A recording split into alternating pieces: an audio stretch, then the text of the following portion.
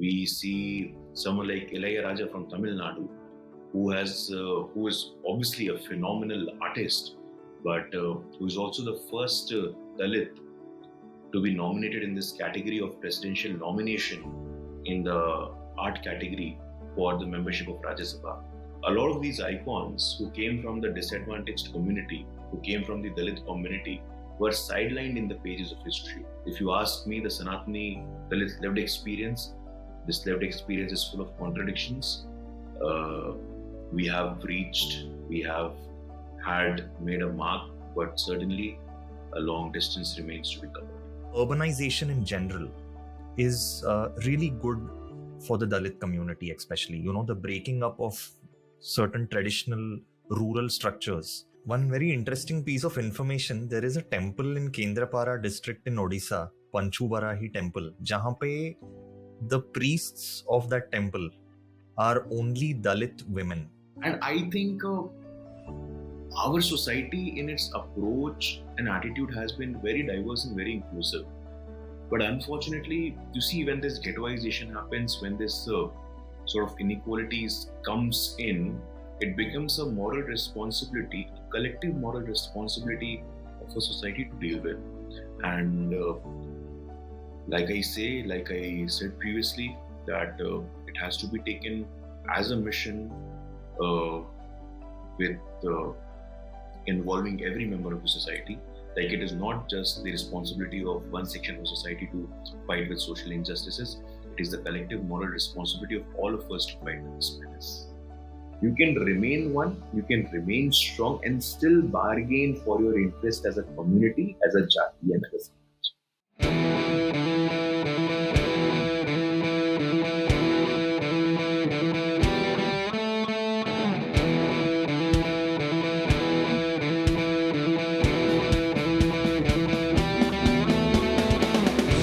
Hello everyone, this is Vineet. Welcome to the Indic Explorer channel and to an all new episode of the Indic Paradigm. Today with me, I have a very interesting guest, Guru Prakash. He's a well-known personality, needs no introduction, the national spokesperson of the BJP, a professor of law at Patna University, a socio-cultural and political commentator, and also an author of the book Makers of Modern Dalit History. Welcome to the show, Guru. Namaskar. Thank you so much. It's such a honor and privilege to be with you at the Indic Explorer. I look forward to our conversation. Thank you so much, Guru. And just some background to the audience. I know Guru for the last 2-3 years, even before he joined the BJP. I mean, I still remember the talk that you gave at Sangam Talks. I was really moved by that talk, and I had called you and we had spoken, and life has come a full circle since then. So, so much has happened, but it's great to have you. So, Guru, I want to start essentially to set the tone of this conversation. The Sanatani Dalit lived experience, and it's some of which, of course, you've covered in the book as well. So could you lay some historic context, some famous people, who are, who have been from the Dalit community, who have contributed greatly to Sanatani philosophy and the faith, if you can throw some historical context. No, certainly. And it's a very interesting remark that you make on the Sanatani Dalit lived experience. And we have seen in the course of last couple of years that this argument of lived experience has gained a great amount of traction, and thankfully so. Because what used to happen before was, let's say, on behalf of women, there were men speaking. On behalf of social justice, there were people who have never faced the sort of brunt of social injustices, they were speaking. So this entire idea of behalfism, that someone else can speak on your behalf, and that someone may not necessarily have that lived experience, that how dynamic it is, how sort of challenging it is as a woman, as a person from the backward community, as a person from the scheduled caste, as a person from the tribal community, it becomes possible only when an individual who has undergone this lived experience can give you a sense or give you a perspective on this. So I think in the academic circles in the last couple of years, this entire discourse on the lived experience, especially when it comes to caste and gender, has rightly gained a lot of traction. And I think it will serve the right purpose for the future as well.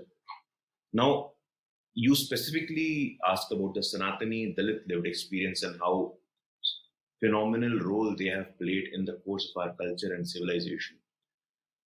Today is our Independence Day, and as part of our ongoing Azadi Ka Amrit Mahotsav, Honorable Prime Minister has given a clarion call to identify those icons, those unsung heroes who have decisively contributed in the making of our nation and in the making of our civilization.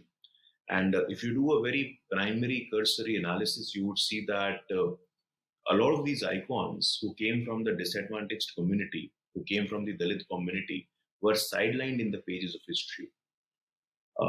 Unfortunately, post independence history, if you see, or the post independence commentary on Indian history or Indian politics, the larger attempt was to project one idea, one institution, who were entirely credited for the entire independence struggle. But as we know, on the basis of some fundamental reading of the independence struggle, that there were hundreds of waves, hundreds of movements with respect to the freedom struggle. The wave was being represented by Veer Savarkar, one wave by Shahid Bhagat Singh, one wave by various civil society organizations. And Congress definitely was a political move, a political movement. And everyone, regardless of their caste, class, ideological affiliation, they supported Congress. But the post independence commentariat on the Indian independence sort of did not do justice with the icons from the Dalit community. So the book which I have co-authored and which was released last year, which is called The Makers of Modern Dalit History, which I have authored with my very dear friend Sudarshan Ramabhadran, we have sort of documented those icons who come from these communities. So we have someone like Dakshaini Velayudhan. Dakshaini Velayudhan is a Dalit woman from Kerala, and who is the only Dalit woman member in the Constituent Assembly, and how sort of how interestingly she has raised the questions of Dalit community in the first Constituent Assembly. We have a Babu Jagjivan Ram, who was the Deputy Prime Minister of a country and another Dalit figure in the first Council of Ministers. So hundreds of such icons. You see Jhalkari Bai during the first freedom struggle of 1857, who was a lieutenant and a partner of Rani Lakshmi Bai. You come on the spiritual side, you have Sant Kabir, you have Sant Ravidas, you have a Sant Chokha Mela from Maharashtra, you have Ayangali from Kerala, you have Narayan Guru from Kerala. So you have Tiruvallur from Tamil Nadu. So the point is that in every nook and corner, you see, we have these icons, we have these individuals, we have these unsung heroes, and thanks to the Azadi Ka Amrit Mahotsav, a lot of academic exercises is now happening under this process. But coming back to your question on the Sanatani lived experience, the Sanatani lived experience is definitely a very complex and a very dynamic one. Only a couple of days ago, a very disturbing, a very tragic news comes from Jalore district in Rajasthan. A class 3 student, Indra Kumar Meghwal, who comes from the Dalit community, just because he was thirsty and he reached out to the matka, the earthen pot for drinking water, which he was not supposed to reach out, according to an archaic teacher, Jail Singh, and he was beaten.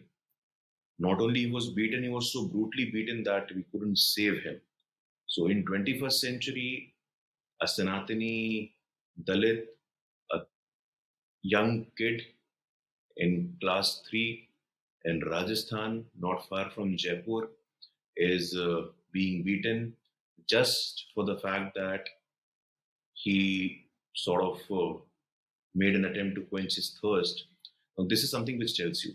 But at the same time, you see, in the course of last 75 years, I'm not saying that it has been negative throughout, but some constructive directions, some constructive journeys has also come to our notice. Only recently, we saw the rise and the emergence of Draupadi Murmuji, who is the first ever tribal woman to reach to the highest constitutional office in the country. We see someone like Ilayaraja from Tamil Nadu, who is obviously a phenomenal artist, but who is also the first Dalit to be nominated in this category of presidential nomination in the art category for the membership of Rajya Sabha. We have a large number of Dalits today in the parliament, in different assemblies, in the council of ministries. So the conversation has definitely started, but I would like to go back from to my inspiration, my icon, Dr. B.R. Ambedkar, who sort of on the eve of independence said that on 26th of January 1950, we are going to enter into a life of contradictions. We will have equality in politics with the principle of one man, one vote, but we will have gross inequality in our social and economic life. We have that inequality. We have sort of traversed the journey. We have had a Dalit president, a tribal president, a substantial level of representation at critical decision making positions in the government. But a lot needs to be done even now, especially the incident that has happened a couple of days ago in Rajasthan that I just mentioned. And what surprises me is that whether this incident has shaken the conscience of a country or not, because I have been very visibly disturbed over the course of last 3 days since I have read this news that even 21st century, you'd be surprised to know that it was Ambedkar who was stopped from drinking water from that earthen pot like 100 years ago. And today we have this situation. But at the same time, we have different initiatives being envisioned for Dalit emancipation, Dalit sort of justice. But yes, if you ask me, the Sanatani Dalit lived experience, this lived experience is full of contradictions. Uh, we have reached, we have had made a mark, but certainly a long distance remains to be covered. Guru, what I also want to ask you is I know that the situation has improved from the past, right? Objectively speaking. Obviously, there is a lot more that needs to be done. But there is this hypothesis that is given that urban India, uh, urbanization in general, is really good for the Dalit community, especially. The breaking up of certain traditional rural structures are very beneficial. And one of the examples that was cited was this Gautam Buddha circuit, the F1 circuit that was built.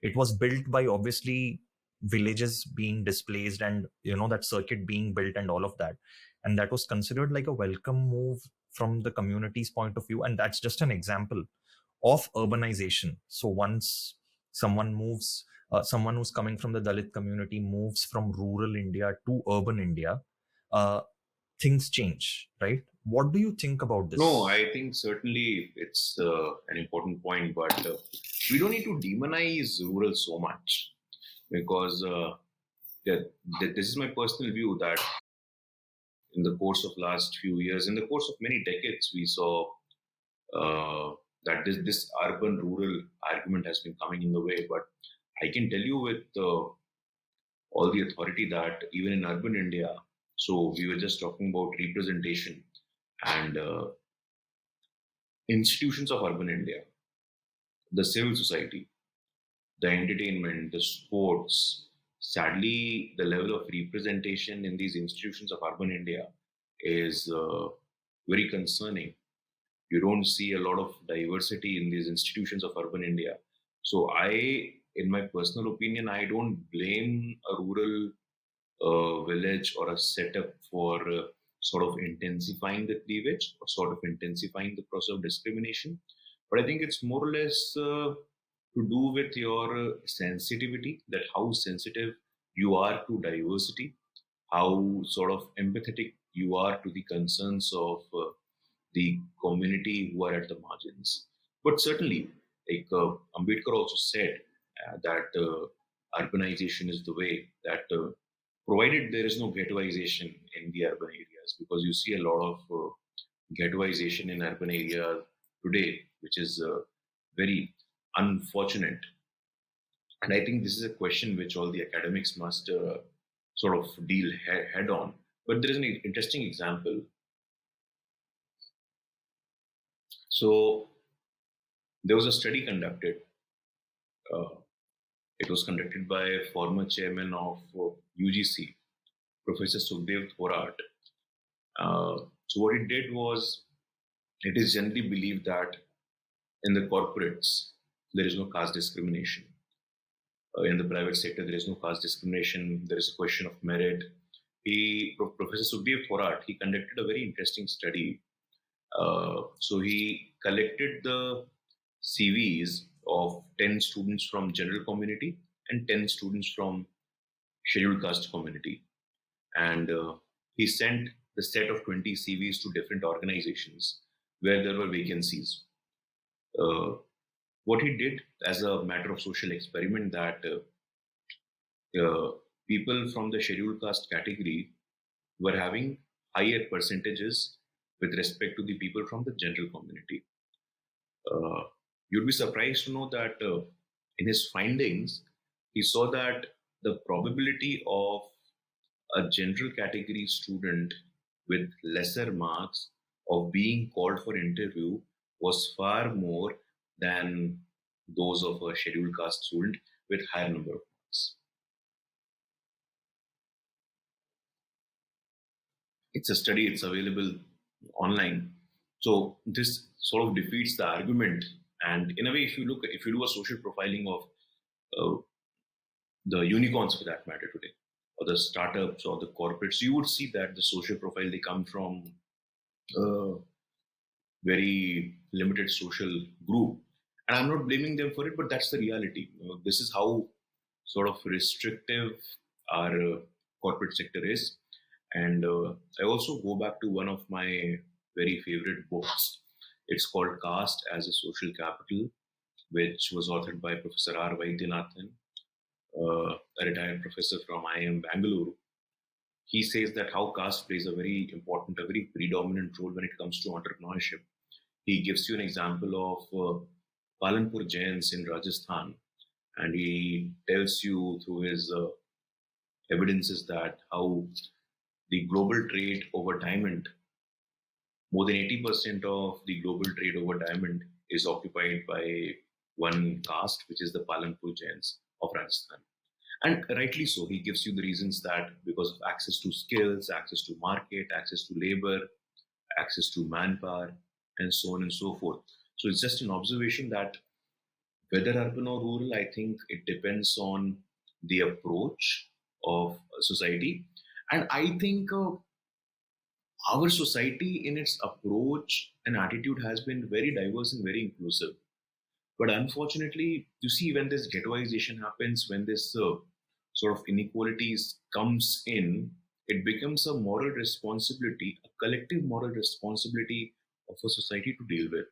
And like I said previously, that it has to be taken as a mission uh, with involving every member of the society.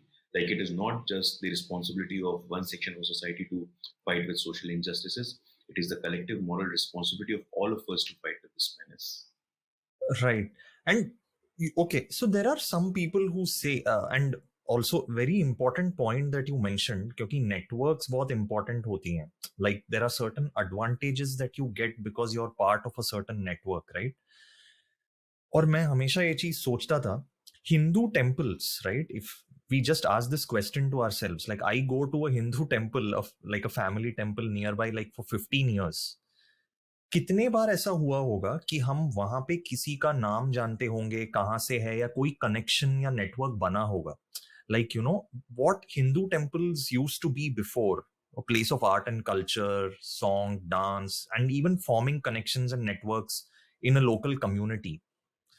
मुझे लगता है कि वो एक चीज चला गया है. And somehow I think if the temple as a place of forming networks happens for the wider Sanatani community, it will benefit everybody, right? It's not like everyone. So, like, what do you think about that? And do you think that could be one way of trying to solve this problem uh, as well? क्योंकि कुछ लोग ऐसे कहते हैं कि moving to Sanatani first and and I'm not just talking about the Dalit community, but all castes, people of different languages, gotras, etc., sub communities, going to a Sanatani first kind of a paradigm, क्या आपको लगता है उससे like there will be some difference? Certainly. You see, one very interesting thing that I have seen कि इतनी असमानताओं के बावजूद, in spite of all these social inequalities, you see the Dalits did not drift away. Although Baba Sahib Ambedkar, even Baba Sahib Ambedkar, in his writings, he will tell you that despite of facing so many struggles within the Hindu fold, he chooses a faith which is closest to our Punya Bhumi.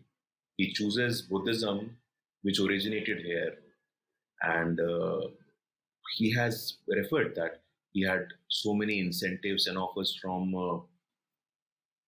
Abrahamic faiths, from Islam, from Christianity, but he had an idea that the marginalized, the backwards, and the Dalits, they're inherently Hindus, regardless of so many challenges, regardless of so much of inequality.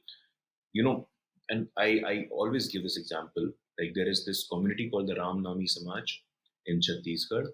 So when you were speaking of temple as an institution, so how crucial this role of an institution has been. तो रामनामी समाज को मंदिरों से दूर रखने का एक प्रयास हुआ कि आप दलित समाज से आते हैं, आपका मंदिर में प्रवेश वर्जित है. और इंटरेस्टिंगली इफ यू सी, मंदिर प्रवेश के लिए भी जो आंदोलन हुए स्वतंत्रता के पूर्व, you have Baba Sahib Ambedkar. If Ambedkar had no faith in Hinduism, why did he advocate for temple entry for Dalits? Savarkar, interestingly, Savarkar was someone who goes on record to say that caste system must go lock, stock, and barrel. Savarkar advocated for temple entry for everyone, regardless of caste and community. So people realize that आप जो कह रहे हैं कि temple as an institution, temple as a sort of nerve centre of our culture and civilisation, we realised. But उसमें भी वो उत्तर दक्षिण का मैं एक भेद देखता हूँ कि दक्षिण भारत में जो मंदिर संप्रदाय है वो उत्तर भारत में रिलेटिवली थोड़ा कम है, और उसके अलग अलग कारण हो सकते हैं, वो डिबेट हो सकता है. But the relevance of temple, so coming back to my example of Ramnami community, Ramnami samaj from Chhattisgarh.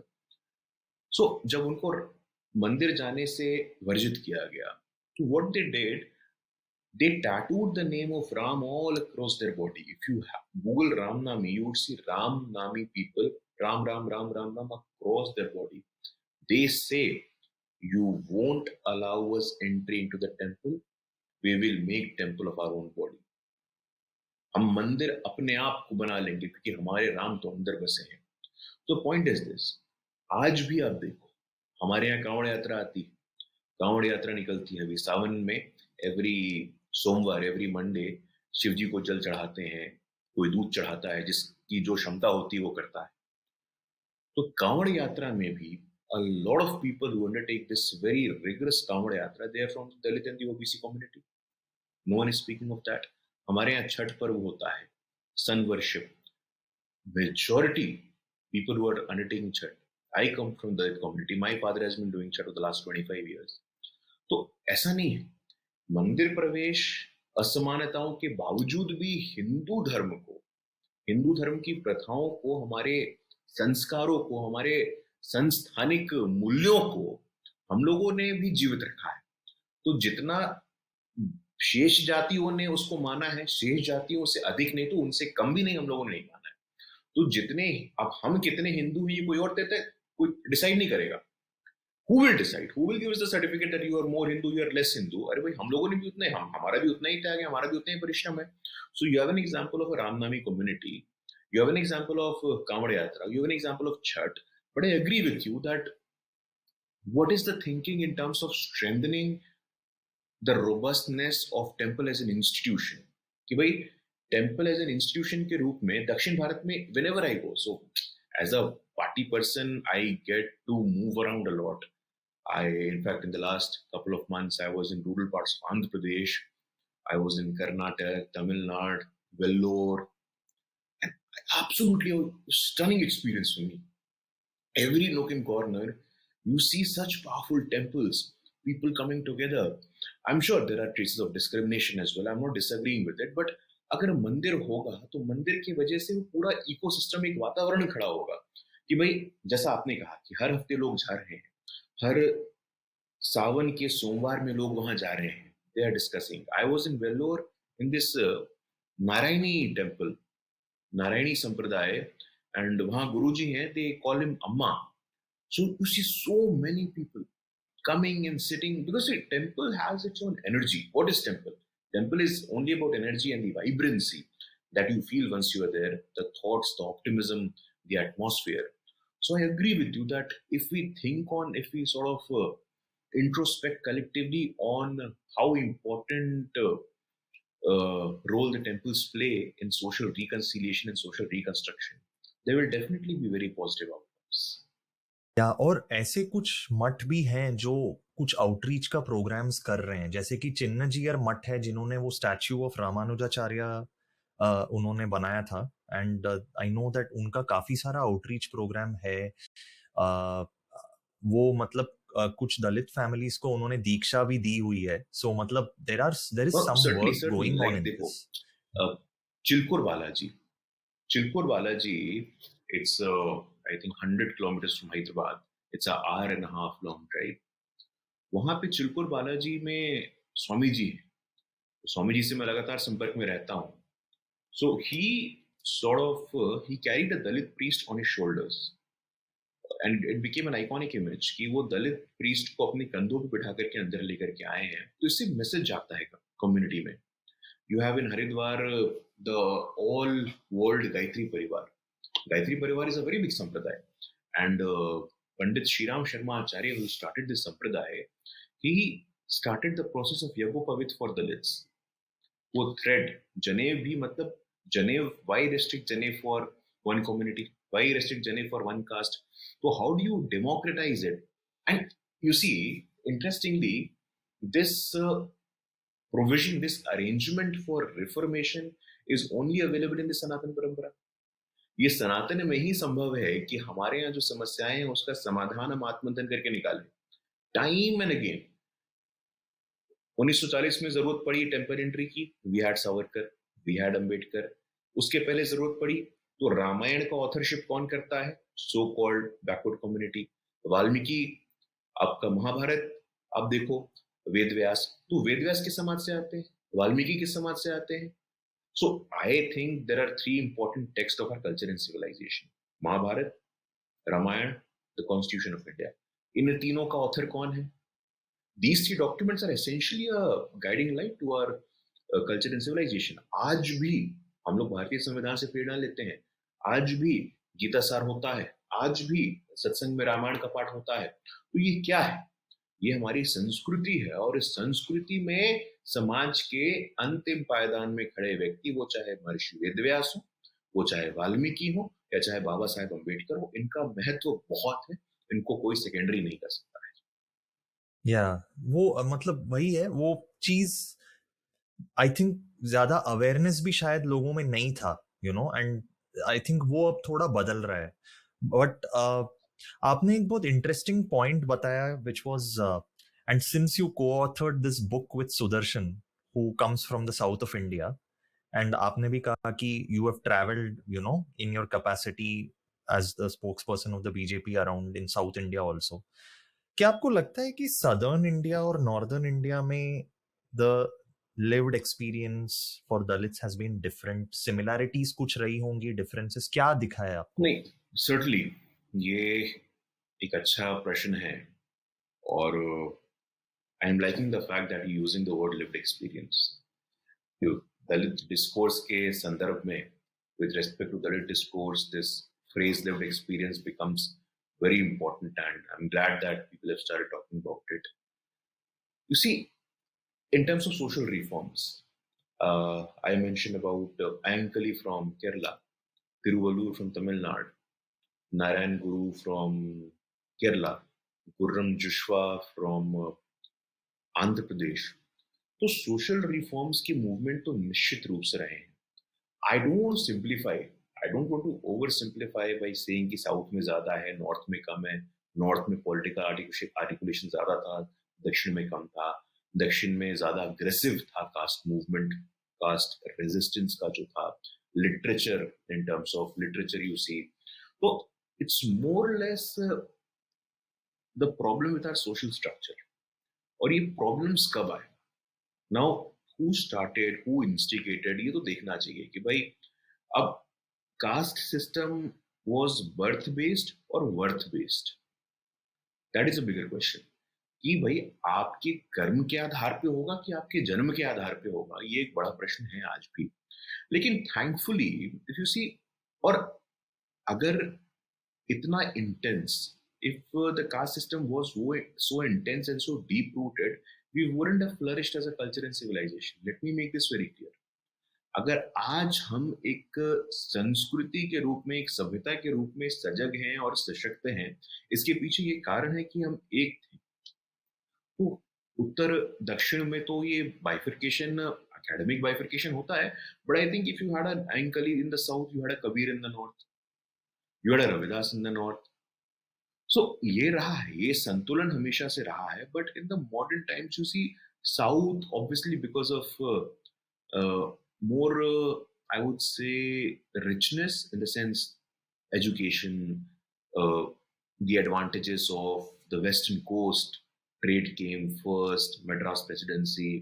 So culturally it is, obviously if you see the Dalit movement in the south, there is a lot of Dalit literature. We have had so many important Dalit leaders from the south. The first, in fact, Dalit chief minister of our country, Damodaran Sanjeevaiah, came from Andhra Pradesh. तो ऐसे उत्तर दक्षिण में अलग अलग facets पे comparison हो सकता है, बट ये कहना कि कास्ट रिलेटेड प्रॉब्लम साउथ में ज्यादा था, नॉर्थ में कम था, नॉर्थ में कास्ट रेजिस्टेंस ज्यादा था, ये I am not going to simplify that. I look at India as a whole, I look at this problem as a whole. And अब आज I mention about the incident in Rajasthan. I think a couple of years ago, I read about a news in Tamil Nadu where a Dalit boy was wearing a wristwatch and his hands were slit. तो problem तो है, problem तो है. अब वो NCRB में देख करके बता सकते हो कि भाई कहाँ ज्यादा है, बट उसमें भी बहुत सारे डायमेंशन है, बहुत सारी कॉम्प्लेक्सिटीज है. तो मैं personally, I am not the one who would simplify and do a north-south division with respect to this issue, because I think it would be a disservice to this issue. I would look at it constructively in the sense कि social reforms कहाँ कितने हुए हैं, and that would be of an interest to me rather than looking at the atrocity part of it. Right. And one very interesting piece of information, there is a temple in Kendrapara district in Odisha, Panchubarahi temple, जहाँ पे the priests of that temple are only Dalit women.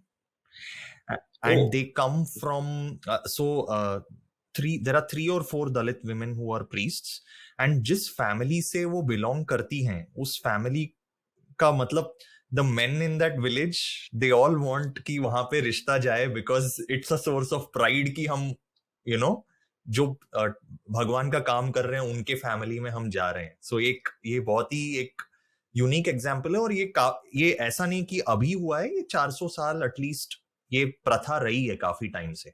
So it's a very interesting example. I just thought I will tell you that. आपको लगता है कि do you think, and again ये एक urbanisation का ही प्रोडक्ट है, intercaste marriages, right? Obviously anecdotally we all know कि अर्बन एरियाज में ज्यादा होता है, इट्स इजियर ऑल्सो, राइट? क्या आपको लगता है कि इससे कोई बदलाव आएगा? Obviously it's a personal choice कि कौन किससे शादी करेगा and all of that, but Savarkar used to think कि ये एक, and he used to really encourage it, right, कि this is a good thing. क्या आपको लगता है उससे कोई चेंज आ सकता है? अब ये बड़ा ही कंट्रोवर्शियल प्रश्न आपने पूछा है कि intercaste marriage is a personal affair, marriage is a matter of it's a personal business. So, but definitely, I think Ambedkar, for instance, his wife came from a Brahmin community, and definitely it will help break shackles. It will help address the problem. But marriages, you see, like I think one institution, one place where casteism still exists and flourishes is on the matrimony page of newspapers. That is another example. एक अलग उदाहरण है कि आज भी अगर जातिवाद कहीं पे सबसे घृणित इन द मोस्ट गोरी form casteism still exist, it is on the matrimonial page of our newspapers. So definitely, it's I think some reforms, because there is always a space, there is always a scope for reform. Marriage, I think there are many initiatives, there are many socio-cultural initiatives that are happening, that people are incentivizing intercaste marriages. There is an institutional government support as well when it comes to intercaste marriages. But I think our society probably, at the right time, I think at the right time, we will take a call and definitely comment, definitely take a move with respect to such. But as of now, I don't see it happening. As of now, like even statistically speaking, I think people are more intermingling within their caste, within their community for their personal reasons, I think. So मैं व्यक्तिगत तौर पे इस पे कुछ टिप्पणी करने से बचूंगा, बट ये भी बोलूंगा कि समय आने पर अगर रिफॉर्म्स की आवश्यकता होगी तो बिल्कुल इस क्षेत्र में भी रिफॉर्म्स आएंगे। राइट, एंड सो और एक चीज था, because whenever we bring up the issue of the subaltern communities, SC and ST are put together, क्या आपको लगता है दोनों में कुछ, because the issues and the challenges faced by both are different, or do you think, इसके बारे में आपका क्या क्या ख्याल है? नहीं नहीं नहीं, मैं बिल्कुल डिसएग्री करता हूँ। I don't agree with this proposition at all. we can be clubbed, but you see, uh, at one level there are scheduled castes who were part of society, समाज में रह करके जिन्होंने जातिवाद का दंश झेला। Scheduled tribe, primarily they were given this treatment because they were geographically excluded। भौगोलिक रूप से तो being in society and facing these troubles in everyday experience. So like scheduled caste lived experience and a scheduled tribe lived experience are like fundamentally different. But certainly there are challenges from both the ends. You see, they have different sets of challenges. The nature of challenges were different. So I disagree with this proposition that the issues, concerns, and the aspirations of both SC and STs are similar, but they are very different in nature. And at the same time, not discounting the challenges, not discounting the degree and the gravity of challenges being faced by scheduled tribes. I think it's just different. It's just different because आप एक तरफ समाज में रह रहे हैं, समाज में रह करके आप जातिवाद का दंश झेल रहे हैं, और भौगोलिक रूप से आप you are not part of institutions, you are not part of, you are denied access to certain places. So I personally do, I think it's a different case study. Right. And finally, just आपका point of view चाहिए on the future outlook. Where do you see, how do you see things going ahead from here? How do you see the discourse within the Dalit community on their, on their situation as well as otherwise? Larger society में क्या आपको लग रहा है trends आएंगी future में? नहीं, देखिए, फ्यूचर को लेकर के one thing with which I'm really optimistic is that the process of churning has begun। कि ये जो ब्रॉडर डिस्कोर्स है दलित समाज के अंदर, दलित समाज के बाहर, नाउ अब पहले क्या होता था, if you see for instance representation, like it was initially कि भाई सिंबॉलिक है, एक मिनिस्टर बना दो, रिजर्व कॉन्स्टिट्यूंसी पे दे दो. But now the thinking has undergone massive transformation. Being the head of a state, constitutional head of a state for the first time, a woman from the tribal community, मुझे नहीं लगता है कि इसको देश ने समझा है. इसको देश ने और समझना चाहिए, क्योंकि देश के इतिहास में पहली बार एक आदिवासी समाज की महिला को अगर राष्ट्रपति बनाया गया है, तो इससे बहुत बड़ा संदेश जाता है. क्योंकि जो लोग फ्रिंज पे थे, जो लोग मार्जिन्स पे थे, उनके अंदर के डिस्कोर्स में भी एक परिवर्तन आया है. I have met so many people who are ardent opposers of Bharatiya Janata party, but उन्होंने भी इस मूव का स्वागत किया है. They have embraced Draupadi Murmu ji with an open heart, staunchest of our critics. तो अभी जो डिस्कोर्स समाज के अंदर है कि समाज भी अपने मुद्दों को मेजर कर रहा है, मुद्दों को रीथिंक कर रहा है कि भाई, एक तो पोस्ट इंडिपेंडेंस हम लोगों को बताया गया कि भाई ये हमारे दुश्मन है, ये हमारे मित्र हैं, ये हमारे शत्रु हैं, ये हमारे वेलविशर्स हैं. So all that realignment is happening now, and that is the reason you see majority of the Dalits, the OBCs and scheduled tribes are solidly standing with the BJP. They're giving the blessings to the Bharatiya Janata Party. Now, the fact that I come from the community and I'm the youngest ever national spokesperson in the history of the world's largest political party. I have certain skill set, but I come from the community.